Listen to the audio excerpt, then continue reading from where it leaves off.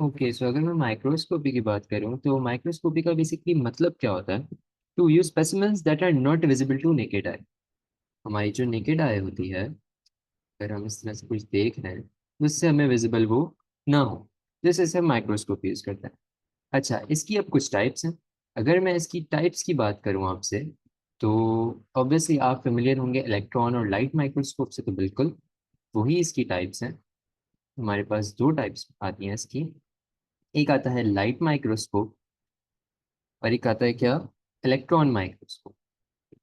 अच्छा, electron microscope के अंदर भी दो टाइप्स हैं।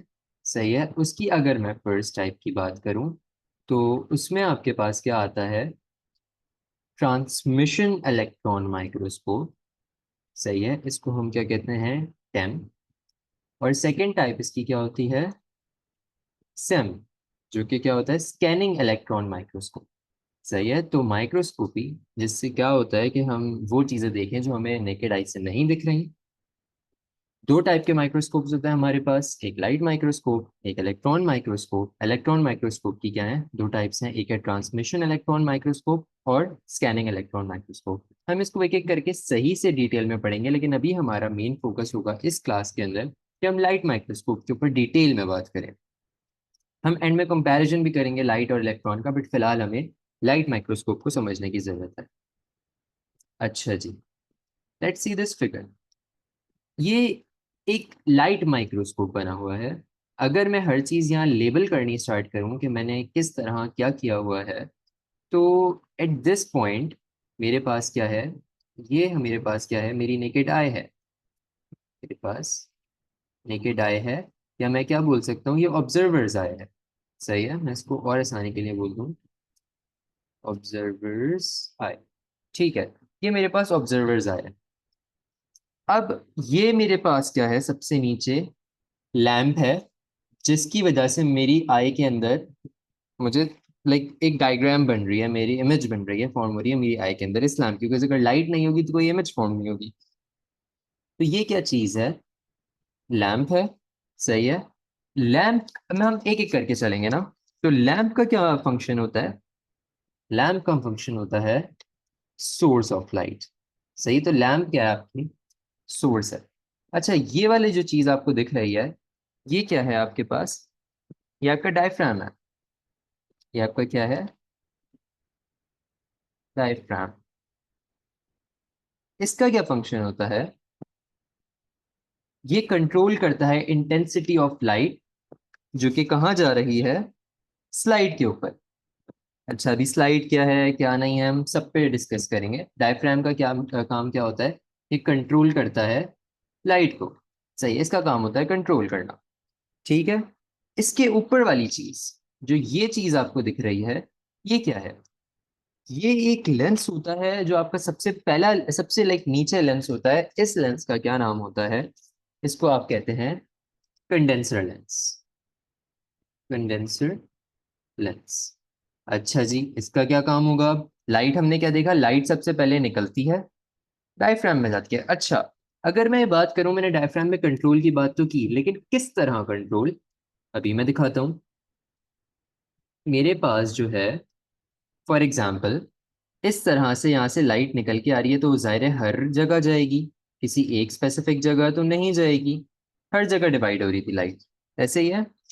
डायफ्राम ने क्या काम करा, डायफ्राम ने उसको कंडेंसर लेंस के ऊपर कंट्रोल करके रीडायरेक्ट कर दिया। सही है, उसने इधर उधर जाने नहीं दिया, उसने क्या किया, इसको रीडायरेक्ट कर दिया कहाँ, कंडेंसर लेंस के ऊपर। ठीक है, फिर आपका क्या आया, कंडेंसर लेंस। अब कंडेंसर लेंस का क्या काम है, ये क्या करता है, लेट्स मेंशन इट डाउन। ये करता है फोकस। जो आपके पास लाइट आई है डायफ्राम से लैंप के थ्रू, वो उसको फोकस करेगा किसके ऊपर। अब आते हैं इसके ऊपर, ये है स्लाइड। तो ये जो लाइट को फोकस करेगा, वो किस पे करेगा, स्लाइड पे। स्लाइड पे कैसे फोकस करेगा, मैं दिखाता हूँ। जब कंडेंसर लेंस के ऊपर लाइट आई, तो उसको रीडायरेक्ट कर देगा, डायरेक्टली स्लाइड के ऊपर फोकस करा देगा। सही है, लैंप से लाइट निकली, डायफ्राम ने उसको कंट्रोल करके कंडेंसर लेंस पे कंडेंसर लेंस पिलाया, कंडेंसर लेंस ने उसको फोकस करके कहाँ डाल दिया, स्लाइड के ऊपर। स्लाइड वहां है जहां आप अपना स्पेसिमेन रखते हो माइक्रोस्कोप में। एंड के अंदर मैं आपको वो दिखा दूंगा। और मोस्ट प्रोबेबली आप P3 का आप एक्सपेरिमेंट करोगे, उसके अंदर आपको जो आपकी इन्विजिलेटर होंगी वहां पे, जो आपके लैब असिस्टेंट होंगे, वो आपको सही से गाइड करेंगे कि हर चीज क्या होती है। हम थ्योरेटिकली देख रहे हैं तो इस तरह होता है। स्लाइड के ऊपर क्या हो रहा है, आपकी लाइट अब जा रही है। अभी ऑब्जर्वर्स आए तक नहीं पहुंचे, हम सिर्फ देख रहे हैं कि हमें दिखता कैसे है आई के अंदर, हमें दिखता किस तरह से। अच्छा जी, लाइट जो है वो कहाँ चली गई, स्लाइड पर। स्लाइड से क्या होगा अब, स्लाइड पे आपका स्पेसिमेन रखा है, सही है, तो हम यहाँ लिख देते हैं स्लाइड का क्या क्या करना होता है। अपने स्लाइड पे क्या होता है, स्पेसिमेन, सही है। बेसिकली ये स्टेज है आपका, एक स्टेज होता है उसके ऊपर स्लाइड होती है, तो लेट मी करेक्ट इट। ये आपका स्टेज होता है, जो मैंने ये बॉक्स टाइप बनाया है ये स्टेज है, और इसके ऊपर जो ये पीस पड़ा हुआ है ये क्या है, आपकी स्लाइड है। स्लाइड के ऊपर आपका स्पेसिमेन होता है, कोई सेल हो सकता है, कुछ भी हो सकता है। अब जाहिर है लाइट चाहिए ताकि वो प्रोमिनेंट हमें अपनी आंखों में दिखे, तो उसके लिए क्या यूज होता है, आपका लैम्प। लैम्प के थ्रू आपकी लाइट आती है जो स्टेज तक पहुंचती है through diaphragm and condenser lens. Stage के ऊपर स्पेसिमेन होता है। अच्छा, अब ये यहां से तो क्रॉस कर गया, अब हमें यहाँ तो दिख गया, ऊपर क्या चीज है ये, सही है, कॉज लाइट अब गुजर के ऊपर भी तो आएगी स्लाइड से ऊपर होते हुए। तो दिस इज योर, अब यहाँ से लाइट ऊपर आएगी ना, मैं अभी इसको सही से बना देता हूँ। ये है आपका क्या, ऑब्जेक्टिव लेंस, ठीक है। अब ऑब्जेक्टिव लेंस का क्या काम होता है, ये करता है गैदर, सही है, सारी लाइट रेज को। अभी बनाते हैं हम। हाँ, इसने क्या किया, जितनी लाइट रेज आई उनको गैदर करा, यहाँ से जो लाइट रेज आ रही थी, और सिंगल की फॉर्म में उसको ऊपर भेजा। सही है, तो इसने क्या काम करा, गैदर। लेकिन सिर्फ गैदर नहीं करा, इसका एक काम और है, उसने गैदर करके उसको मैग्नीफाई करा। क्या करा, मैग्नीफाई, ताकि वो कहाँ जा सके, आपके आई पीस के ऊपर। ये आपका क्या कहलाता है, आई पीस लेंस, ठीक है। उसने गैदर करा सारी लाइट को, थोड़ा सा मैग्नीफाई कर दिया कि वो कहाँ चला जाए, आपके आई पीस लेंस के ऊपर, सही है। अब आई पीस लेंस का क्या काम है, अगर मैं आई पीस की बात करूं तो वो भी क्या करेगा, इसको गैदर करेगा, उसके बाद इसको मैग्नीफाई करेगा। मेन फंक्शन इसका है, मैग्नीफाई करेगा इतना कि आपकी आई के ऊपर इमेज बन सके। इसने कितना मैग्नीफाई किया था कि आपकी इमेज जो है आईपीस लेंस पे बन सके, सही है।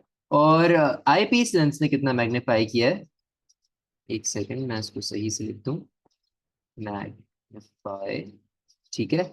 ऑब्जेक्टिव लेंस ने कितना मैग्नीफाई किया था कि आईपीस लेंस के ऊपर आपकी इमेज बन सके, और आईपीस लेंस ने कितना मैग्नीफाई करा है कि हमारी ऑब्जर्वर्स आई जो होगी उसके ऊपर आपकी इमेज बन सके।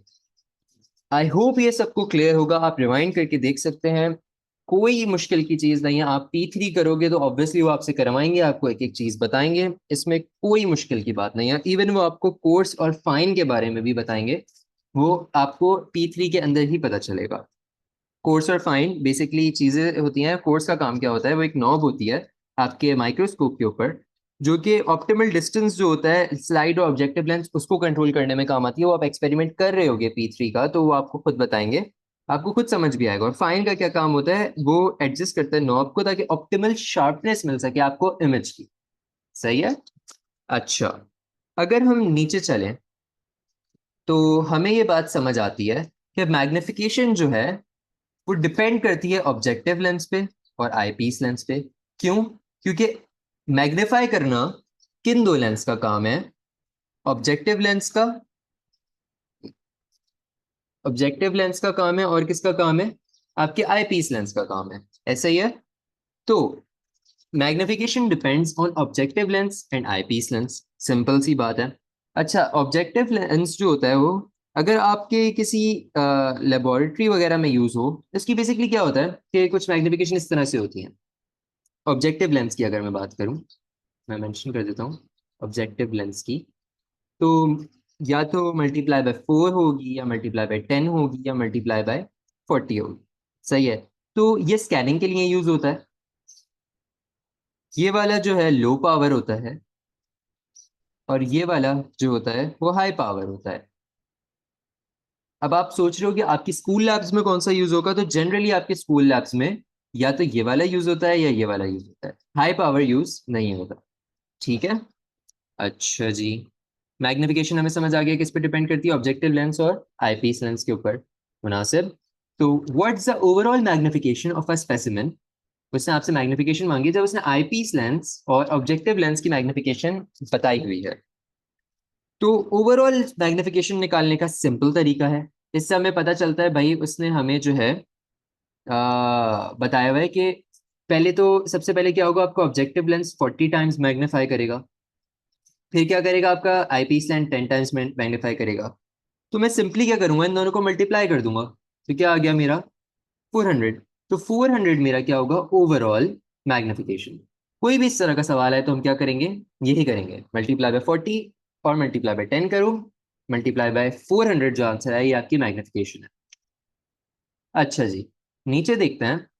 हमारे पास एक क्वेश्चन है, a specimen is viewed at 40 and 400 using the same microscope. एक ही माइक्रोस्कोप यूज हो रहा है, लाइट माइक्रोस्कोप यूज हो रहा है, लेकिन दो डिफरेंट इमेजेस आ रही हैं। क्यों? दो डिफरेंट रीजंस की वजह से। कि एक रीजन क्या है आपके पास, आपका ये चेंज है, आपका मल्टीप्लाई बाय 40 की मैग्निफिकेशन है, और ये आपकी मैग्निफिकेशन कितना है, मल्टीप्लाई बाय 400 है। 400 टाइम्स एक इमेज बड़ी हुई है और एक 40 टाइम्स हुई है। आप 2 सेकंड लो और देख के बताओ मुझे, अपने माइंड में सोचो कि कौन सी इमेज मल्टीप्लाई बाय 40 है और कौन सी इमेज मल्टीप्लाई बाय 400 है। आई होप आप सबने सही सोचा होगा। ये वाली इमेज जो है क्या है, मल्टीप्लाई बाय 40 है, और ये वाली इमेज क्या है, मल्टीप्लाई बाय 400। अब आपने क्यों सोचा होगा ये, वो आपको पेपर में भी लिखना होता है ऑब्वियसली। अगर आप सिर्फ ये लिख के आ जाओगे, एंड डिपेंड करता है मार्क्स के ऊपर, ऑब्वियसली आपका क्वेश्चन इन्फ्लुएंस होता है मार्क्स के ऊपर। बट अगर आप सिर्फ 40 और 400 लिख के आओगे और 1 मार्क का सवाल है या 2 मार्क का सवाल है, तो आपको उसका आंसर, उसको आपको मार्क नहीं मिलेगा, क्योंकि वो आपसे एक्सप्लेन करने को बोलेगा। क्या बोलेगा, एक्सप्लेन, और एक्सप्लेन करना जरूरी है। अनलेस इट्स एन एमसीक्यू, तो वहां पे तो आपको स्ट्रेट फॉरवर्ड आंसर मार्क करना होगा। But if it's a theory question या फिर कोई P3 का क्वेश्चन, तो आपको एक्सप्लेन करना है। मल्टीप्लाई बाय 40 की बात करूं, तो मैं इसको एक्सप्लेन ये करूंगा कि ये मुझे मल्टीप्लाई बाय 40 इसलिए लगता है, क्यों, क्या रीजन है। Greater number of cells, greater number of cells. वही बात है ना, जितनी दूर से आप एक चीज को देख रहे हो। फॉर एग्जाम्पल मैं 2 किलोमीटर दूर किसी बिल्डिंग को देख रहा हूँ, तो मुझे उसके साथ साथ जितनी चीजें और हैं वो सब दिख रही होंगी, तो ग्रेटर नंबर ऑफ सेल्स दिख रहे होंगे मुझे, से ग्रेटर नंबर ऑफ बिल्डिंग्स दिख रही होंगी, अगर मैं उस एग्जाम्पल की बात करूं। अगर मैं जितना करीब से उसको देखूंगा तो क्या होगा, ऑब्वियसली मुझे सिर्फ वो बिल्डिंग दिख रही होगी या उसके करीब करीब की इक्का दुक्का। तो मैं क्या, तो सिमिलरली ये वाला केस भी यहाँ पे भी यही है, 400 पे ये क्यों है, क्योंकि lesser number of cells, lesser number of cells. ठीक है। आपको देख सकते हैं 4-5 ही सेल्स हैं यहाँ पे, बहुत सारे सेल्स दिख रहे हैं हमें, ये एक और इनकी। अच्छा, सेकेंड चीज जो कि बहुत इंस्टेंटली आप पकड़ते हो, ये है कि यहाँ इंटरनल डिटेल्स बहुत कम विजिबल हैं।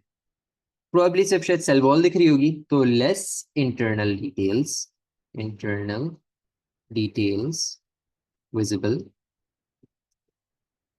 सही है। इधर आप क्या लिखोगे अपनी एक्सप्लेनेशन में, more internal details visible, internal details visible. ठीक है। अच्छा जी, हम लास्टली बस मेन फीचर्स ऑफ माइक्रोस लाइट माइक्रोस्कोप की बात कर लेते हैं। ये बहुत इंपॉर्टेंट है, बिकॉज ये हम जब कंपैरिजन करेंगे इसका इलेक्ट्रॉन माइक्रोस्कोप के साथ, तो इसके अंदर कुछ डिफरेंसेस आते हैं जो पता होने चाहिए, एंड ऑब्वियसली आपसे वो क्वेश्चन में डायरेक्टली भी पूछ सकता है। लाइट माइक्रोस्कोप की अगर मैं बात करूं, तो इसकी लाइट की जो सोर्स ऑफ रेडिएशन है, बेसिकली इसके अंदर जो सोर्स ऑफ रेडिएशन वो क्या है, वो क्या है, लाइट है। ठीक है। इसकी मैक्सिमम मैग्निफिकेशन कितनी होती है, मतलब ऑब्जेक्टिव लेंस और आपका ऑब्जेक्टिव लेंस और आईपीस लेंस मिला के जो बनती है, वो मैक्सिमम बन सकती है 1500। ये बात आप याद रखें। सही है। ये मैक्सिमम होती है 1500, इससे ऊपर नहीं जाती। फिर कलर्ड इमेजेस प्रोड्यूस होती हैं इसके अंदर। क्यों? क्योंकि इसके अंदर कलर्ड डाइज यूज होते हैं, हम नीचे बात करते हैं इसके बारे में। कलर्ड इमेजेस होती हैं लाइट माइक्रोस्कोप में। लाइव और डेड दोनों स्पेसिमेंस ये व्यू कर सकता है, इसको कोई इशू नहीं है। आप लाइव सेल, आप लाइव कोई यूनिसेलुलर ऑर्गेनिज्म रख दो, या फिर आप कोई डेड स्पेसिमेन, कोई डेड सेल या कुछ भी रख सकते हो। कोई डेड यूनिसेलुलर ऑर्गेनिज्म भी रख सकते हो, या कोई लीफ का पार्ट रख सकते हो, कुछ भी रख सकते हो। ये लाइव और डेड दोनों स्पेसिमेंस को व्यू कर लेता है। इसके अंदर जो मैग्नीफाइंग लेंस होते हैं वो किससे होते हैं? ग्लास से बने होते हैं।